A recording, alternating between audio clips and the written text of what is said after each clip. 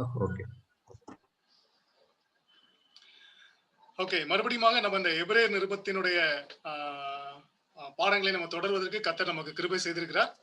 இன்னைக்கு இணைந்திருக்கிற எல்லாரையும் இயேசு கிறிஸ்து நாமத்திலே நான் வாழ்த்துகிறேன். இந்த நாள்ல நம்ம 10வது அதிகாரம் 18வது வசனத்திலிருந்து 25வது வசனம் வரைக்கும் உள்ள பகுதியை பார்க்கலாம். இதற்கு முன்னதாக உள்ள பகுதியிலே 10வது அதிகாரம் 18 வசனங்கள் வரைக்கும் நம்ம என்ன பார்த்தோம் அப்படின்னா, அந்த சத்தியங்கள் இயேசு கிறிஸ்துவின் மூலமாக நமக்கு கிடைத்திருக்கிற அந்த புதிய உடன்படிக்கையும் அது சம்பந்தமான பல சத்தியங்களையும் அந்த எபிரேயர் நிருபத்தை எழுதுகிறவர் பகிர்ந்து கொண்டு வந்தார். இந்த 10வது அதிகாரம் 19வது வசனத்திலிருந்து நாம் செய்ய வேண்டிய காரியங்களை பற்றி, எப்படிப்பட்ட ரெஸ்பான்ஸ், அதாவது இந்த சத்தியத்தை நம்ம கேட்டதுக்கு அப்புறம் எப்படிப்பட்ட ரெஸ்பான்ஸ் நம்ம கொடுக்க வேண்டும் என்பதை பற்றி நாம் இந்த வசனங்களிலே நாம் வாசிக்க போகிறோம். இந்த ஸ்டடிக்குள்ள நம்ம போறதுக்கு முன்னால இந்த வசனங்களை நாம் ஒரு முறை வாசித்து விட்டு தொடர்ந்து இதில் சொல்லப்பட்டிருக்கிற காரியங்களை குறித்து நாம் சிந்திக்க ஆரம்பிக்கலாம். 19வது வசனத்திலிருந்து நான் வாசிக்கிறேன்.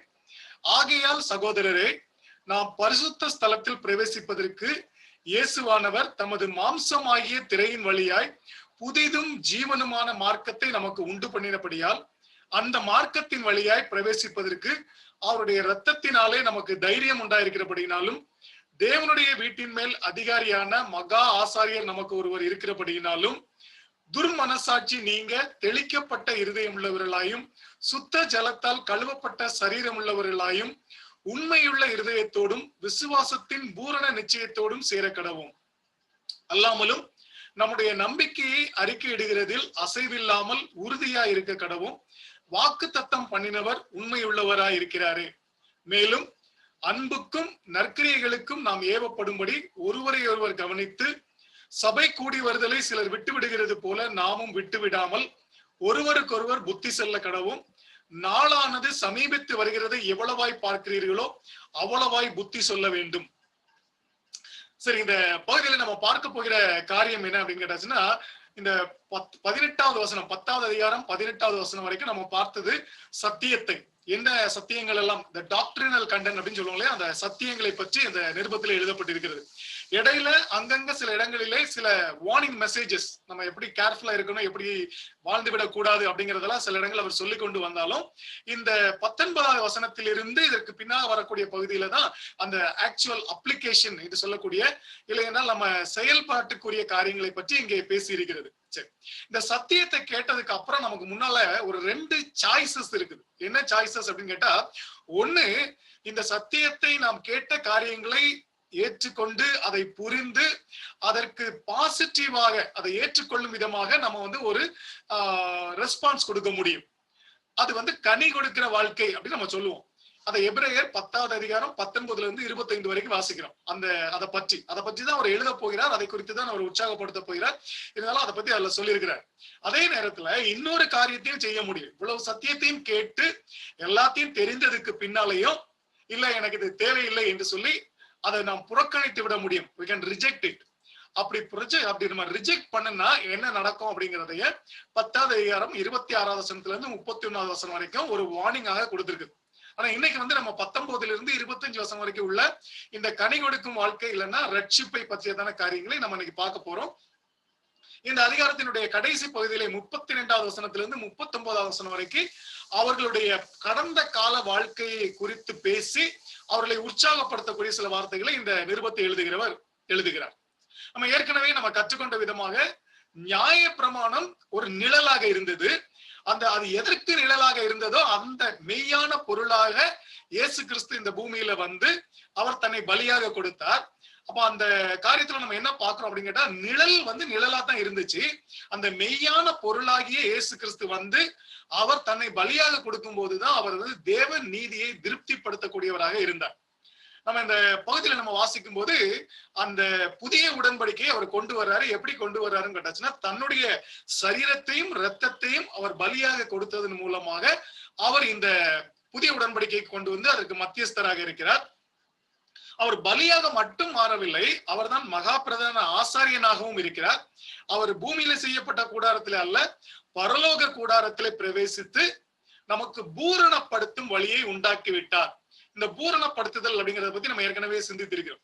ஒருவேளை இதுல இருக்கிற நிறைய வார்த்தைகள், இதுல சொல்லப்பட்டிருக்கிற வார்த்தைகள் எல்லாம் நீங்க பாத்தீங்க அப்படின்னு கேட்டீங்கன்னா, இத நிறைய விஷயங்கள் மெட்டாபாரிக்கல். இப்ப நிறைய நேரங்கள்ல வந்து ஹிஸ்டாரிக்கல் பேரபிள் அப்படின்னு சொல்லுவாங்க. அதாவது சில காரியங்களை அப்படியே செய்து காட்டியிருப்பாங்க, இப்படிதான் நடக்க போகிறது அப்படின்னு சொல்லி. ஆனா அதுல நிறைய விஷயங்கள் வந்து ஆவிக்குரிய விஷயங்களை உதாரண ஒரு உருவகமாக இங்க நிறைய விஷயத்துல செய்து கொடுத்திருப்பாரு. ஒருவேளை நம்ம பிரதான ஆசாரியன் அப்படின்னு சொல்லும் போது, அப்போ ஆண்டவர் வந்து ஒரு ஆசாரியனாக அங்க இருப்பாரா அப்படின்னு கேட்டீங்கன்னா, அது வந்து அவருடைய ஒரு டியூட்டியை அங்க வந்து ஒரு பிரதான ஆசாரியனுடைய வேலையை அவர் செய்கிறதா காமிச்சிருக்கோம். அதே மாதிரி பரலோகத்தில் உள்ள கூடாரம் அப்படின்னு சொல்லும் போது, உடனே பரலோகத்துல அப்படி ஒரு கூடாரம் இருக்கும் அப்படின்னு சொல்லி பிசிக்கலா நம்ம யோசிக்க கூடாது. இது எல்லாமே நமக்கு புரிந்து கொள்வதற்கான, தேவ நீதியை நிறைவேற்றுவதற்கு அவர் செய்த வேண்டிய காரியங்களை அவர் செய்து முடித்ததற்கு சில உதாரணங்களாக, அதனால உருவகங்களாக இங்க நிறைய விஷயங்கள் சொல்லப்பட்டிருக்கும். அதை நம்ம கொஞ்சம் கருத்தில் கொள்ள வேண்டும். சரி, இப்ப நம்ம இந்த காரியத்துல நம்ம பார்க்கக்கூடிய ஒரு விஷயங்கள் என்னன்னு சொன்னீங்கன்னா, இந்த பகுதியில் நம்ம பார்க்கறது என்னன்னு கேட்டாச்சுன்னா, முதல் விஷயம் என்ன சொல்லப்பட்டிருக்கு அப்படின்னு கேட்டாச்சுன்னா, இயேசு கிறிஸ்து அவர் தன்னை பலியாக கொடுத்ததன் மூலமாக புதியதும் ஜீவனை கொடுக்கிறதுமான வழி திறக்கப்பட்டிருக்கிறது. அப்ப இதுவரைக்கும் திறக்கப்படாத ஒரு வழி, நியாயப்பிரமாண காலத்திலே, நியாயப்பிரமாணத்தை அனுசரித்து வந்த காலத்திலே மூடப்பட்டிருந்த திறக்கப்படாத ஒரு வழியை இப்போது திறந்திருக்கிறார். அதை எப்படி திறந்தாருன்னா, இந்த வசனங்கள்ல நம்ம எப்படி பாக்குறோம்னா, அவர் தம்முடைய சரீரத்தால் அப்படின்னு சொல்லியிருக்கோம். நீங்க வந்து இந்த பார்க்கும்போது அந்த திரை சரீரம் அந்த ரெண்டையும் ஒப்பிட்டு இருப்பாங்க. நம்ம அந்த வசனத்துல நம்ம பார்த்தோம் அப்படின்னா, அப்ப அந்த திரையாகி அவருடைய சரீரம் எப்படி வந்து நம்ம அந்த திரை மேலிருந்து கீழாக ரெண்டாக கிழிக்கப்பட்டு போனதோ, அதே போல இவருடைய சரீரம் அதே போல பிக்கப்பட்டு போய்விட்டது அப்படின்னு நம்ம பாக்குறோம். அந்த சரீரத்தின் வழியாக ஒரு வழியை அவர் உருவாக்கினார் அப்படின்னு பாக்குறோம். இதனாலதான் நான் ஓமைன்னு சொல்லிட்டு வந்தேன். அப்ப ஒரு சரீரம் எங்க இருக்குன்னு தேடி பார்த்து அது வழியா நம்ம போனோம் அப்படின்னு இல்ல, அதை ஒரு உருவமாக சொல்ற, அவர் தன்னை பலியாக கொடுத்ததன் மூலமாக அவருடைய சரீரத்தினாலே அந்த வழி திறக்கப்பட்டிருக்கிறது அப்படின்னு சொல்லுது. பேசிக்கலா நம்ம ஏற்கனவே பார்த்தோம், எனக்கு அவருக்கு பூமியில வந்த போது அவருக்கு ஒரு சரீரத்தை ஆயத்தப்படுத்தினார்னு சொல்லி இருந்துச்சு. அது என்ன அப்படின்னு கேட்டாச்சுன்னா, இந்த பாவத்தை சுமந்து தீர்ப்பதற்கு அவர் ஒரு சரீரத்திலே வந்திருந்தார். அந்த சரீரம் பலியாக கொடுக்கப்பட்டதன் மூலமாக நமக்கு ஒரு புதிதும் ஜீவனை கொடுக்கிறதுமான வழி நமக்கு திறக்கப்பட்டிருக்கிறது. இப்ப ஒரு வழி இருக்குது, வழி வந்துருச்சு. ரெண்டாவது என்னன்னு கேட்டோம்னா, இந்த வழியில போறதுக்கு நமக்கு தைரியம் வேண்டும் அப்படின்னு சொல்லுவாங்க. தைரியம் அப்படின்னாச்சுன்னா, நம்ம வந்து யாரு பயந்தாங்கல்ல, யாருக்கு தைரியம் இருக்கு அப்படின்னு சொல்ற அந்த ஒரு தைரியத்தை பற்றி பேசவில்லை. இந்த தைரியம் என்று சொல்வது, முதல்ல நம்ம பரிசுத்தப்படுத்தப்பட்டவர்களாக இருக்க வேண்டும். ஏன்னா தேவனுடைய சமூகத்துக்குள்ள யாராவது போகிறதா இருந்தா அவங்களுக்கு பரிசுத்தம் தேவை. பரிசுத்தம் இல்லாமல் தேவனை ஒருவரும் தரிசிக்க முடியாது. அந்த பரிசுத்தம் என்பது பாவ மன்னிப்பிலிருந்து சுத்திகரிக்கப்பட வேண்டும். பாவ மன்னிப்பை அடைந்து சுத்திகரிக்கப்பட்ட அந்த என்ன குற்ற மனசாட்சி இல்லாத, துர்மனசாட்சி இல்லாத அந்த பரிசுத்தம் நம்மிடத்தில் இருந்தால்தான் அந்த புதிய வழியிலே நாம் செல்ல முடியும். அந்த புதிய வழி எங்க போகுது? தேவனிடத்தில் நம்மை கொண்டு போகிற வழி. அந்த வழியில போறதுக்கு நமக்கு தைரியம் வேண்டும் என்று சொன்னால் நம்முடைய பாவம் மன்னிக்கப்பட்டிருக்க வேண்டும். அது நமக்கு கிடைச்சது. எப்படி கிடைத்தது? அவருடைய ரத்தத்தினால் கிடைத்தது. அப்ப நம்ம அவருடைய சரீரம், அவருடைய ரத்தம் ரெண்டையும் பத்தி நம்ம பேசிட்டோம். அவர் தன்னை பலியாக கொடுத்ததை தான் இந்த ரெண்டு காரியம் கொடுக்குது. அப்ப அவருடைய பலியாக அவர் தன்னை கொடுத்ததினாலே நமக்கு ஒரு புதிய வழி திறக்கப்பட்டிருக்கிறது, நமக்கு தைரியம் கொடுக்கப்பட்டிருக்கிறது. ரெண்டு விஷயத்தை நம்ம பாக்குறோம். மூன்றாவதாக நம்ம பார்த்தா, அவர் பலியாக அப்படியே அவர் இறந்து போய்விடவில்லை. அவர் மறுபடியுமாக உயிர்த்தெழுந்து நமக்கு பிரதான ஆசாரியராக இருக்கிறார். அப்படின்னா நம்ம திரைக்குள்ளே நம்மை கூட்டிக் கொண்டு போகிறவராக, நமக்காக தேவனிடத்திலே பரிந்து பேசுகிற ஒரு பிரதான ஆசாரியராக இப்பவும் அவர் இருக்கிறார். இந்த மூன்று காரியங்களை நம்ம பாக்குறோம். அப்ப நமக்கு யாரெல்லாம் நமக்கு ஒரு வழி இருக்குது. இதுக்கு முன்னால வழி இல்லாம இருந்துச்சு, ஒரு திரையினாலே மறைக்கப்பட்டு இருந்தது. அது ஒரு அடையாளம். திரையினால மறைக்கிறத ஒரு அடையாளமா தான் காட்டுறோம். அப்படின்னா தேவனுடைய சமூகத்துக்குள்ள யாருமே போகாமல் அது மூடப்பட்டிருந்தது. இயேசு கிறிஸ்து மரணத்தினாலே அந்த திரை கிழிக்கப்பட்டது இன்னொரு அடையாளம். நம்ம தேவனுடைய சமூகத்துக்குள்ள போறதுக்கான வழி நமக்கு திறக்கப்பட்டுருச்சு. அடுத்தாப்புல வழி மட்டும் திறக்கப்பட்ட போதாது, அங்க போகக்கூடிய அந்த தகுதி, அந்த தைரியம், அந்த கான்பிடன்ஸ் நமக்கு வேணும். அதுக்கு அவருடைய ரத்தத்தினாலே நம்முடைய பாவம் மன்னிக்கப்பட்டு நாம் பரிசுத்தமாக்கப்பட்டிருக்கிறோம். அதனால நம்ம தேவனுடைய சமூகத்துக்குள்ள போக முடியும். நம்ம தனியா போகல, நம்மை அழைத்து செல்வதற்கு, நம்மோட கூட அங்க பிதாவினுடைய சமூகத்துல இருக்கிறதுக்கு, நமக்கு உதவி செய்வதற்கு நமக்கு பிரதான ஆசாரியராக இயேசு கிறிஸ்து இருக்கிறார். இந்த காரியத்தை நம்ம வந்து அடிப்படையாக பாக்குறோம். சரி, அப்ப இப்ப பார்த்ததுக்கு அப்புறம் நம்ம என்ன பாக்குறோம் அப்படின்னு கேட்டாச்சுன்னா, இப்போ வந்து அங்க பரிசுத்தத்தை பத்தி சில காரியங்களை சொல்லியிருக்கிறாங்க. எப்படி சொல்லியிருக்கு அப்படின்னு கேட்டாச்சுன்னா, நம்ம வந்து பரிசுத்தமாக மாற வேண்டும். அது எப்படி? வெளியான சரீரத்துல மட்டும் இல்ல, நம்ம உள்ளான இருதயத்திலேயே நம்ம வந்து பரிசுத்தமாக்கப்பட்டவர்களாக இருக்க வேண்டும். ஏன்னா இதுக்கு முன்னால நம்ம நியாய பிரமாணத்துல என்ன பார்த்தோம் அப்படின்னு கேட்டாச்சுன்னா, அவங்க வெளியிலான சரீரத்துல மட்டும்தான் அவங்க பரிசுத்தப்படுத்தப்பட்டாங்க. ஏன்னா தெளிக்கப்பட்டு அந்த ரத்தம் தெளிக்கப்பட்டாலும் இல்ல கடாரியினுடைய சாம்பல் தெளிக்கப்படும் போது அவர்கள் வெளிப்புறமாக பரிசுத்தமாக்கப்பட்டார்கள் அப்படின்னு பாக்குறோம். அதை வந்து நம்ம ஒரு டெம்பரவரி ஒரு அடையாளமாக பாக்குறோம். தேவ கோபத்திலிருந்து அவர்களை காப்பாற்றுவதற்காக இருந்துச்சு. ஆனா இங்கே நம்ம என்ன பாக்குறோம் அப்படின்னு கேட்டாச்சுன்னா, முற்றிலும் பரிசுத்தமாக்கப்பட்டவர்களாக, அப்படின்னா வெளியில மட்டும் இல்ல, உள்ளான இருதயத்திலே நம்ம பரிசுத்தமாக்கப்பட்டவர்களாக நம்ம மாற்றப்பட்டிருக்கிறோம். அது ஒரு முக்கியமான ஒரு காரியம். ரெண்டாவது, நம்ம எப்படிப்பட்டவர்களாக தேவனிடத்துல நெருங்கி சேரணும் அப்படின்னு கேட்டோம்னா, நம்ம உண்மையான இருதயத்தோடு அப்படின்னு இருக்கும்.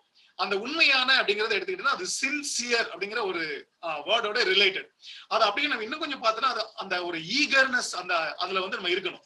அப்படின்னா எப்படிப்பட்ட இருதயம் என்று சொன்னால் அது உண்மையான ஒரு இருதயம் அப்படின்னு அங்க நமக்கு சொல்லியிருப்பாங்க. அந்த உண்மையான இருதயம் அப்படின்னு சொல்லும் போது அது வந்து முழு ஆசையோடு முழு ஆர்வத்தோடு அதுக்கு முழு எண்ணம் எல்லாமே அங்கதான் இருக்கணும். எங்க இருக்கணும்னா தேவனுடைய சமூகத்தை நாடுகிறதாக இருக்க வேண்டும். மூணாவது காரியம் என்ன சொல்லியிருக்காங்க அப்படின்னா, முழு நிச்சயமுள்ள விசுவாசம் உள்ளவர்களாக, assurance of full salvation, full faith. அப்போ full faith of assurance, full assurance of faith அப்படின்னு சொல்லியிருப்பாங்க. அப்போ முழு விசுவாசம் உள்ளவர்களா இருக்கணும். கொஞ்சம் கூட நம்ம இடத்துல வந்து சந்தேகம் இருக்கக்கூடாது. எதை பத்திய விசுவாசம்? இயேசு கிறிஸ்துவினாலே நான் வந்து பரிசுத்தப்படுத்தப்பட்டு விட்டேன் அப்படிங்கிற என்னுடைய தகுதியை குறித்ததான அந்த விசுவாசம். அப்ப என்கிட்ட வந்து தகுதிப்படுத்தப்பட்டு விட்டது. நான் தேவன் மேலே ஆர்வம் உள்ளவனாக, என்னிடத்துல எந்த விதமான தவறான எண்ணங்களும் இல்லாமல், நான் மாய்மாலம் இல்லாமல் உண்மையான இருதயத்தோடு கூட பரிசுத்தப்படுத்தப்பட்டவனாக நான் வந்து தேவனிடத்துல நான் நெருங்கி சேர வேண்டும் என்று சொல்லப்பட்டிருக்கிறது. அப்ப என்ன அப்படின்னு கேட்டாச்சுன்னா, நியாயப்பிரமாணத்தினுடைய நோக்கம் என்னவாக இருந்துச்சுன்னா, தேவனுக்கும் மனிதனுக்கும் இடையில ஒரு சமாதானத்தை உண்டு பண்ணுவது. ஆனா அது அதை செய்ததா அப்படின்னு கேட்டா செய்யல. அப்ப அது என்னதான் பண்ணுச்சு அப்படின்னு கேட்டாச்சுன்னா, ஒரு டெம்பரவரி அவங்களுக்கு ஒரு ப்ரொடெக்ஷனை கொடுத்தது மட்டும் இல்லாம அது இயேசு கிறிஸ்து வருவார் அப்படிங்கிறத காட்டக்கூடியதாக ஒரு அடையாளமாகத்தான் இருந்தது.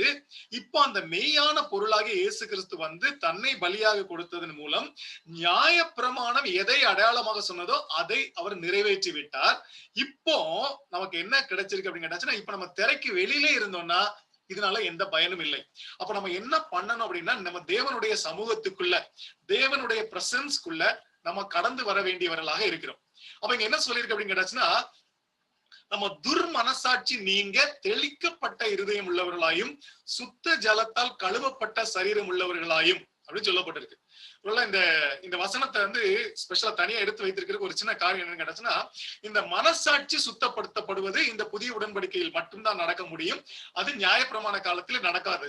நியாயப்பிரமாண காலத்துல என்ன நடக்கும்? வெளிப்புறமாக சரீரத்திலே அவர்கள் சுத்தப்படுத்தப்படுவார்கள், அவ்வளவுதான். அப்ப இந்த இதை வந்து நம்ம ஏற்கனவே உள்ள ஸ்டடியில நம்ம வந்து பார்த்துட்டோம். அப்ப இந்த துர்மனசாட்சி நீங்க தெளிக்கப்பட்ட இருதயம் உள்ளவர்களாக, எதை தெளித்தாங்க நமக்கு தெரியும். அது இயேசு கிறிஸ்துவனுடைய ரத்தம் தெளிக்கப்பட்டது அப்படின்னு நம்ம வந்து அதுல இருந்து நம்ம புரிந்து கொள்ளலாம். ஆனா பிசிக்கலா இயேசு கிறிஸ்துவனுடைய ரத்தம் தெளிக்கப்பட்டுச்சான்னு கேட்டீங்கன்னா இல்ல. இது ஸ்பிரிச்சுவலா நம்ம வந்து இதை அண்டர்ஸ்டாண்ட் பண்ணிக்கிறோம். அவருடைய ரத்தத்தின் மூலமாக நமக்கு விடுதலை உண்டு, நம்ம பரிசுத்தப்படுத்தப்பட்டிருக்கிறோம் என்று சொல்லி. அதனுடைய இரண்டாவது பகுதியில சுத்த ஜலத்தால் கழுவப்பட்ட சரீரம் உள்ளவர்களாயும் அப்படின்னு ஒரு பிரேஸ் வருது. சரியா? அப்ப நம்ம என்ன பாக்குறோம் அப்படின்னு கேட்டாச்சுன்னா, ஒண்ணு வந்து இருதயத்தை பற்றி பேசிவிட்டார்கள். இங்க ரெண்டாவது வந்து ஒரு சரீரத்தை பற்றியும் பேசி இருக்கிறது. ஏன் ரெண்டு விஷயத்த தனித்தனியா பேசி இருக்கிறாங்க? அதுலயும் ஒரு முக்கியமான ஒரு வேர்டு என்னன்னா, சுத்த ஜலத்தால் என்று கழுவப்பட்ட என்று ஒரு வார்த்தை இருக்கிறது. என்ன நடக்கும் அப்படின்னு கேட்டாச்சுன்னா, ஒரு இதுல இந்த வசனத்தை கான்டெக்ஸ்டுக்கு வெளியில நிறைய பேர் எடுத்து என்ன சொல்லுவாங்க அப்படின்னு கேட்டா, இந்த ஜலம் எங்கெல்லாம் வாட்டர் அப்படிங்கிற வேர்டு வந்துருச்சோ உடனே அதை வந்து வாட்டர் பேப்டிசம் கூட கனெக்ட் பண்ணிடுவாங்க. ஓகே, இந்த கருத்து வந்து பேப்டிசமாக இருந்தாலும் இது தண்ணீர் மூழ்கி எடுக்கிற ஞானஸ்நானத்தை பற்றி இந்த பகுதியிலே கூறப்படவில்லை. ஏன்னு கேட்டா அது ஒரு ஞானஸ்நானம் என்பது ஒரு அடையாளம். நம்ம ஏற்கனவே நியாயப்பிரமாணத்துல பார்த்த எல்லாமே ஒரு நிழல். தண்ணிக்குள்ள முங்கி எழும்புறதுனால யாரும் சுத்தமாகுவதில்லை. இயேசுவின் ரத்தத்தினாலே கழுவப்படுவதனாலதான் சுத்தமாக முடியும். அப்படின்னா இங்க சுத்த ஜலத்தால் கழுவப்பட்ட சரீரம் உள்ளவர்களாகும் அப்படின்னு சொல்லும் போது இது ஞானஸ்நானத்தை குறிக்கிறதா அப்படின்னு கேட்டாச்சுன்னா இல்ல. ஏன்னா இதை வந்து நம்ம டைவர்ட் ஆகிக்கூடாது. அப்ப இந்த ரெண்டு விஷயத்த ஏன் சொன்னாங்க அப்படின்னு கேட்டா, இருதயத்துல நாங்க சுத்தம் உள்ளவங்க, ஆனா நாங்க எக்ஸ்டர்னலா நாங்க தீட்டானவர்கள் அப்படின்னு சொல்றதுக்கு இல்லாம முழுமையாக பரிசுத்தம் உள்ளவர்கள் அப்படிங்கிறது அதுல அந்த கருத்தாக நம்ம அதை எடுத்துக்கொள்ள வேண்டும். முற்றிலும் பரிசுத்தமாக நம்ம தேவனுடைய சமூகத்துக்குள்ளே வர வேண்டும் என்று சொல்லப்படுகிறது. இதை ஏன் ஞானஸ்நானம் இல்லை என்று சொல்லி நான் சொன்னேன் அப்படின்னு கேட்டீங்கன்னா, தீத்து 3வது அதிகாரம் 5வது வசனத்துல அங்க என்ன சொல்லியிருக்கு அப்படின்னா, நாம் செய்த நீதியின் கிரிகளின் நிமித்தம் அவர் நம்மை ரட்சியாமல் தமது இரக்கத்தின்படியே மறு ஜென்ம முழுக்கினாலும் பரிசுத்த ஆவியினுடைய புதிதாக்குதலினாலும் நம்மை ரட்சித்தார். சரியா? ஓகே. அப்ப இங்க என்ன அப்படின்னு கேட்டா, ரட்சிக்கிறதற்கு அடிப்படை எது அப்படின்னு கேட்டாச்சுன்னா, இயேசு கிறிஸ்துவினுடைய பலி மரணம், அவருடைய ரத்தம். அப்போ இங்க இந்த வார்த்தைகள்ல பார்க்கும்போது இந்த மறு ஜென்ம முழுக்கு, இது பேப்டிசம், நீங்க முழுகி பேப்டிசம் எடுக்கணும் அப்படிங்கிற நிறைய டீச்சிங்ஸ் போயிட்டு இருக்குது. ஆனா இந்த கான்டெக்ட்ல நீங்க எடுத்துட்டீங்கன்னா, நீங்க ஆங்கிலத்துல அதை எடுத்து நல்லா பாத்தீங்கன்னா, by the by the washing of the regeneration அப்படின்னு இருக்கும். அந்த மறு ஜென்மத்தை தான் முழுக்கு, இல்லை என்றால் வாஷிங் என்று சொல்லப்பட்டிருக்கிறது. அப்படின்னா நான் மறுபடியும் பிறப்பதை, நான் மறுபடியும் பிறக்கிறது என்று சொல்லும்போது என்னுடைய அந்த கேரக்டர் மாறுகிறதை, என்னுடைய சுபாவம் மாறுகிறதை தான் அங்கே சொல்லப்பட்டிருக்கிறது. அந்த பரிசுத்த ஆவியினுடைய புதிதாக்குதல், என்னை யாரு பரிசுத்தமாக்குகிறார்? பரிசுத்த ஆவியானவர் தான் புதிதாக்குகிறார். அப்ப நான் ஒரு புதிய மனிதனாக இருக்கிறேன். அப்ப என்னுடைய ரட்சிப்பு என்பது நான் செய்யக்கூடிய எக்ஸ்டர்னல் சடங்கினாலே உண்டாவதல்ல, அவருடைய இரக்கத்தினாலே, அவர் எனக்குள்ளாக செய்கிற காரியத்தினாலே இந்த காரியம் நடக்கிறது என்று சொல்லி நம்ம அதை பார்க்கிறோம்.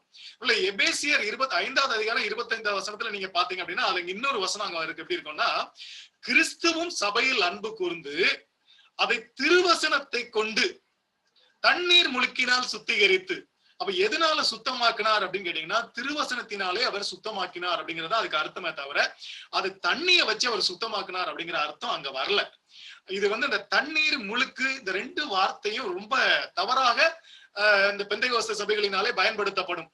அந்த ரட்சிப்புக்கு அடிப்படை பாப்டிசம் கிடையாது. பாப்டிசம் வேண்டாம் நான் சொல்ல வரல. Baptism will not save anybody. Baptism is only a sign. அது ஒரு அடையாளமாகத்தான் இருக்கிறது. அப்ப ரட்சிப்புக்கு என்ன தேவை அப்படின்னு கேட்டா, 2 விஷயம் தேவை. ஒண்ணு என்னன்னு கேட்டீங்க அப்படின்னு கேட்டீங்கன்னா, தேவன் சாட்டிஸ்ஃபை ஆகணும். அது ரொம்ப முக்கியம். 2வது அதுக்கு என்ன செய்யணும் அப்படின்னு கேட்டாச்சுன்னா, என்னுடைய பாவத்திற்கு பரிகாரமாக ஒரு மரணம் நிகழ வேண்டும். அது இயேசு கிறிஸ்து அதை செய்து முடித்ததன் மூலமாக நான் என்னுடைய பாவத்திலிருந்து, பாவத்தின் தண்டனையிலிருந்து நான் விடுதலை ஆவதற்காக தேவனை திருப்திப்படுத்தக்கூடிய ஒரு பலி ரத்தம் செலுத்தப்பட்டு விட்டது. 2வது என்ன ஆகணும்னா, என்னை சுத்திகரிக்கிறது என்னன்னு கேட்டதுன்னா, என்னுடைய சுபாவம் மாற வேண்டும். இதுதான் அந்த 2வது விஷயம். இந்த சுபாவம் எப்படி மாறும் அப்படின்னு கேட்டீங்க அப்படின்னு கேட்டாச்சுன்னா, நம்ம இங்க பார்க்கும்போது ஃபர்ஸ்ட் நம்முடைய பாவம் எப்படி கழுவப்பட்டது என்று சொன்னால், அது இயேசு கிறிஸ்துவினுடைய ரத்தத்தினாலே அது கழுவப்பட்டது அப்படிங்கறத நம்ம இங்க பாக்குறோம். ஓகே, இயேசு கிறிஸ்துவினுடைய ரத்தத்தினாலே அந்த பாவம் கழுவப்பட்டது, இல்லை என்றால் அந்த பாவம் மூடப்பட்டது. அதான் நம்ம அங்க பாக்குறோம். அது இல்ல, அதை அவர் மன்னித்து விட்டார். 2வது நம்ம என்ன பாக்குறோம் அப்படின்னு கேட்டாச்சுன்னா, நம்முடைய வாழ்க்கையிலே ஒரு மாறுதல் வர வேண்டும். அந்த மாறுதல் எதனாலே வரும் என்று சொன்னால், அது தேவனுடைய வசனத்தினாலே தான் வரும். அதை நாம் இங்கே பார்க்கிறோம். அப்ப நம்ம என்ன பார்க்கிறோம் அப்படின்னு கேட்டாச்சுன்னா, ஒண்ணு இயேசு கிறிஸ்துவினுடைய ரத்தம் நம்மை கழுவ வேண்டும். 2வது தேவனுடைய வசனம் நம்மை கழுவ வேண்டும். நம்முடைய சுபாவத்தை அது மாற்ற வேண்டும். அப்ப 2 பார்ட் இருக்குது. 2 சேர்ந்தா தான் சால்வேஷன். அப்போ ஃபர்ஸ்ட் நம்ம என்ன சொல்றோம் அப்படின்னு கேட்டாச்சுன்னா, அது பொசிஷனல் சாட்டிஸ்பாக்சன் அப்படின்னு சொல்றாங்க. அது என்னன்னு கேட்டா, தேவனை திருப்திப்படுத்துவது. எதுல? நான் பாவியாக இருந்தேன், பாவத்திற்கு அடிமையாக இருந்தேன், என்னை பாவத்திலிருந்து விடுதலையாக்கினது இயேசு கிறிஸ்துவினுடைய ரத்தம். 2வது என்னன்னு கேட்டா, பிராக்டிக்கல் சாங்டிபிகேஷன். அதுல என்ன சொல்றாங்கன்னா, இந்த பிராக்டிக்கல் சாங்டிபிகேஷன்ல என்ன சொல்றோம், வசனத்தின் அடிப்படையிலே நான் என்னை மறுரூபம் ஆக்க வேண்டும், நான் மாற வேண்டும், என்னுடைய சுபாவம் மாற வேண்டும். அப்போ ஃபர்ஸ்ட் திங் என்னன்னு கேட்டா, God is satisfied with the sprinkling of the blood of Christ and sin is removed. அதனால நம்முடைய மனசாட்சி குற்றம் இல்லாத ஒரு மனசாட்சியாக மாறிவிட்டது. 2வது என்ன நடக்கணும்னு கேட்டா, நம்ம உள்ளான மனிதனிலே நாம் மாற வேண்டும். அது எப்படி மாற வேண்டும் என்றால், வசனத்தினாலே நான் மறுபடியும் பிறந்திருக்க வேண்டும். அது திருவசனத்தை கொண்டு நம்மை மறுபடியும் ஜெனிப்பித்தார். அந்த காரியங்கள் மறுபடியும் சொல்லப்பட்டிருக்கு. அப்ப 2 விஷயங்கள் அங்க வருது. ஒண்ணு இயேசு கிறிஸ்துவின் ரத்தம் என்னுடைய பழைய பாவங்களை சுத்திகரித்தது, என்னுடைய சுபாவத்தை தேவனுடைய வசனம் சுத்திகரித்தது. நம்ம புதிய உடன்படிக்கையினுடைய காரியங்களாக நம்ம பார்க்கும்போது என்ன பார்க்கிறோம்னா, என்னுடைய பிரமாணத்தை அவருடைய இருதயத்திலே எழுதுவேன் அப்படின்னு அவர் சொல்லியிருக்கிறார். அது என்னுடைய சுபாவத்தை மாற்றுகிற காரியம். சரி, பூரணப்படுத்துதல் அப்படின்னு ஒரு வார்த்தை வருது. இப்போ நம்ம தேவனுடைய இந்த இந்த காரியங்கள்லாம் என்னச்சுன்னா நம்ம பூரணப்படுத்திருச்சு அப்படின்னு சொல்றோம்னா, அந்த பூரணப்படுத்துதல் அப்படிங்கிறத இந்த எபிரேயர் நிருபத்துல எது பூரணப்படுத்துதல் அப்படின்னா, தேவனோடு ஏற்படுகிற ஐக்கியம். அந்த ஐக்கியம் உண்டாயிருச்சுன்னா நம்ம வந்து பூரணப்படுத்தப்பட்டவர்கள். ஏன்னா அந்த பூரணப்படுத்துதலுக்கு இன்னும் சில பகுதிகளில் இந்த ஸ்பிரிச்சுவல் மெச்சூரிட்டி இல்லைன்னா ஆவிக்குரிய வளர்ச்சியை பத்தி பூரணப்படுத்துதல்ல பேசியிருக்கோம். எபிரேய நிருபத்தை பொறுத்த வரைக்கும் இந்த பூரணப்படுத்துதல் என்பது நியாயப்பிரமாணம் கொண்டு வரவில்லை என்று சொல்லும் போதும், இயேசு கிறிஸ்து கொண்டு வந்தான்னு சொல்லும் போது, அது அந்த தேவனோடு உள்ள ஐக்கியம், நம்ம தேவனிடத்துல நெருங்கி சேருவதற்கான வழியை உண்டாக்கினது. அதைத்தான் நம்ம பூரணப்படுத்துதல்னு சொல்றோம். அது எப்படின்னா பண்ணல அப்படின்னு கேட்டா, அது நியாயப்பிரமாணத்துல அது நமக்கு கிடைக்கல, அது கிடைக்கவே இல்லை, அது கிடைக்க முடியாது அப்படிங்கறத நம்ம வந்து பார்த்தோம்.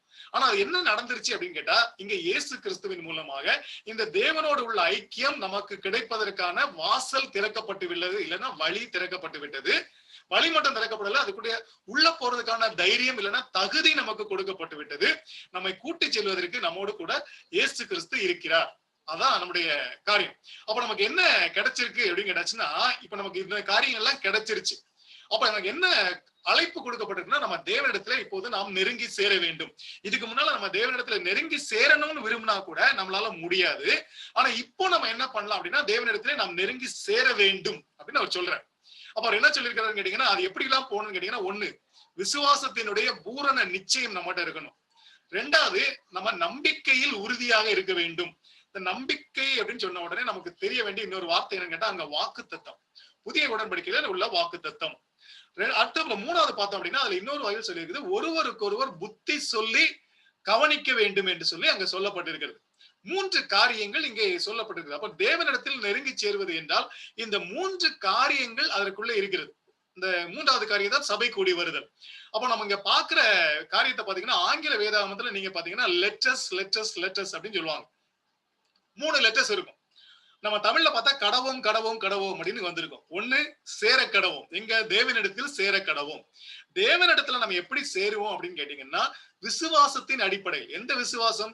இயேசு கிறிஸ்துவினுடைய ரத்தத்தினாலே நான் மீட்கப்பட்டு விட்டேன் என்கிற அந்த விசுவாசம்.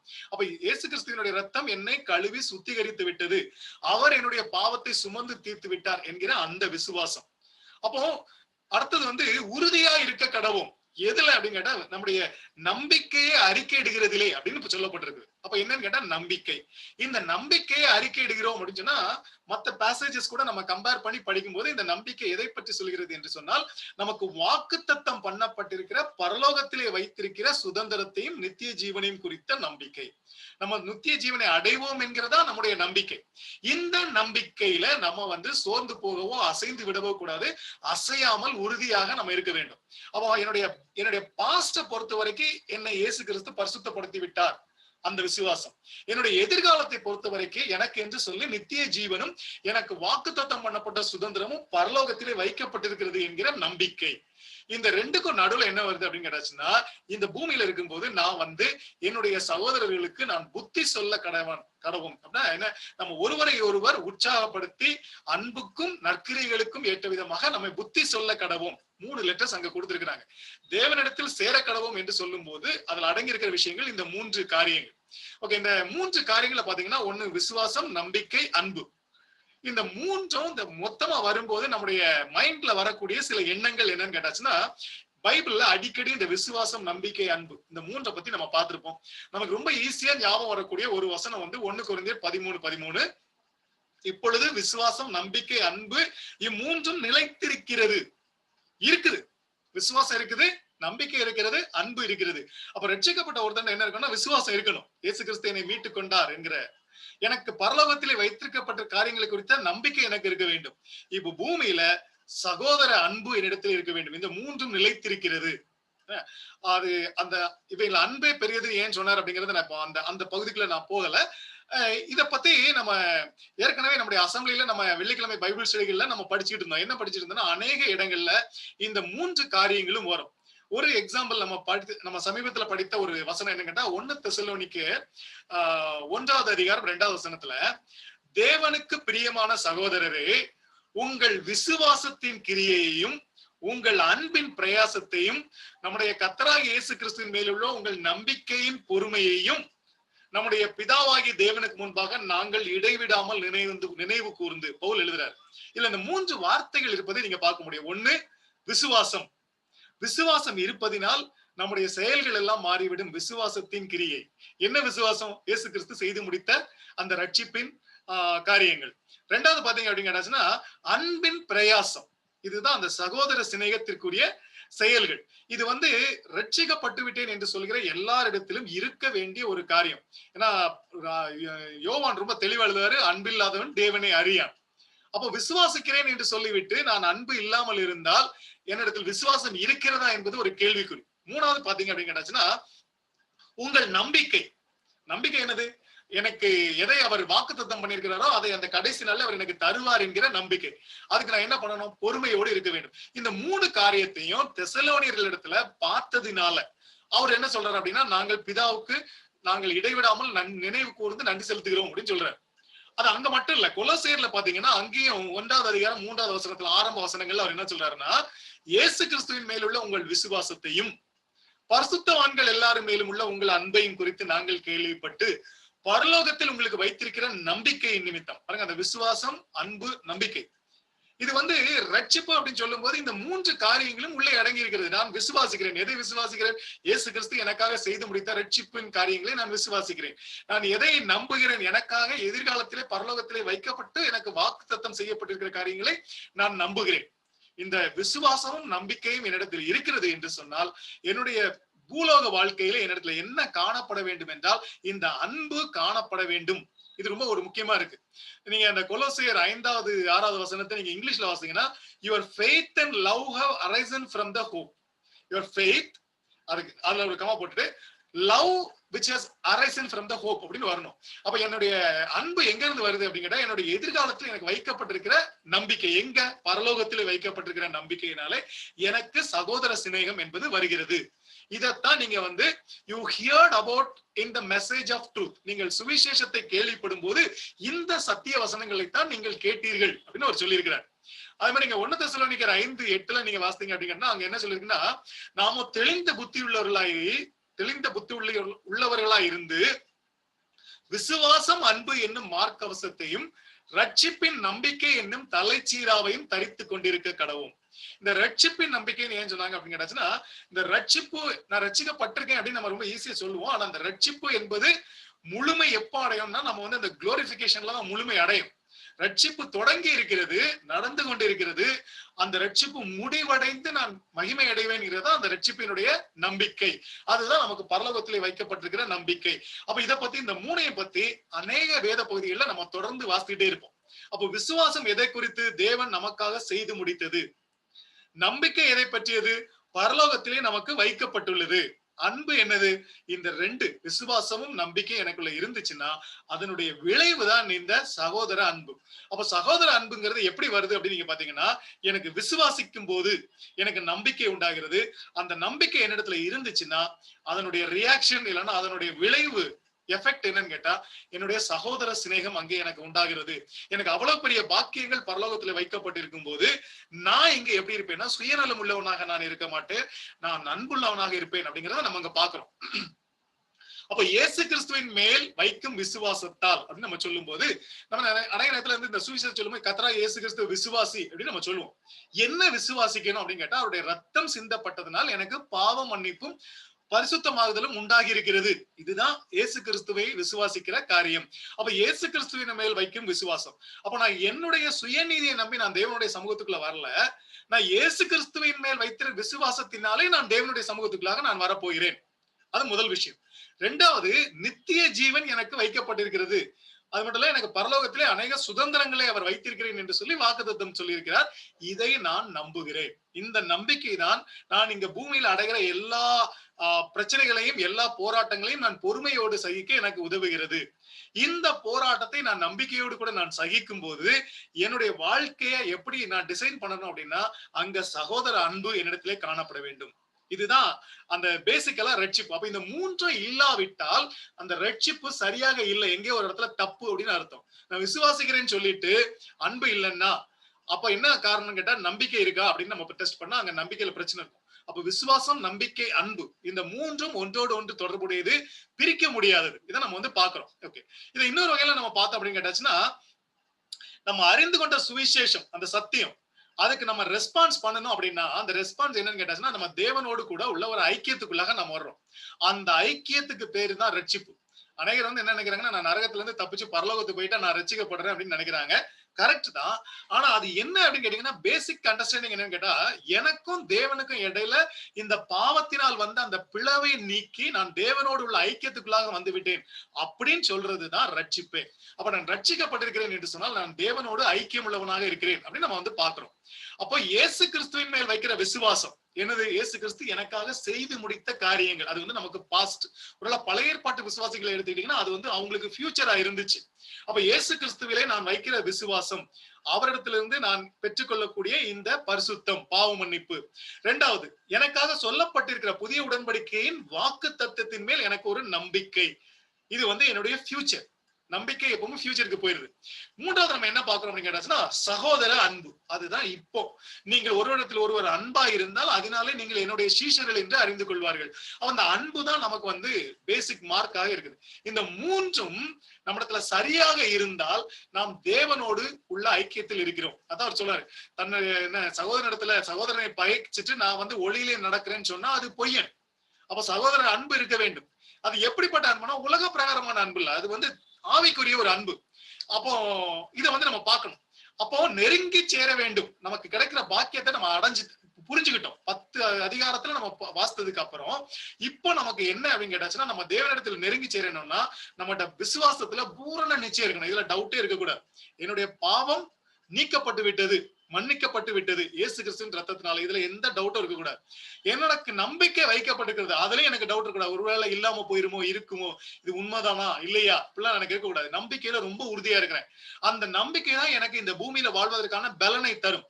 அப்ப நான் என்ன சொல்லணும் அப்படின்னா, ஒருவரை ஒருவர் நம்ம ஊக்கப்படுத்த வேண்டியது இருக்கிறது. ஒருவருக்கு ஒருவர் புத்தி சொல்லி யாருமே தவறி விடாதபடிக்கு நமக்கு ஒரு ரெஸ்பான்சிபிலிட்டி இருக்கு. நம்முடைய சகோதரனுக்கு நம்ம பொறுப்பாளியாக இருந்து அவர்களை கவனிக்க வேண்டும். இதுதான் சபை கூடி வருதலுடைய பர்பஸ். இந்த 3 காரியங்களை நம்ம செய்யும் போதுதான் இந்த காரியம் நடக்குது.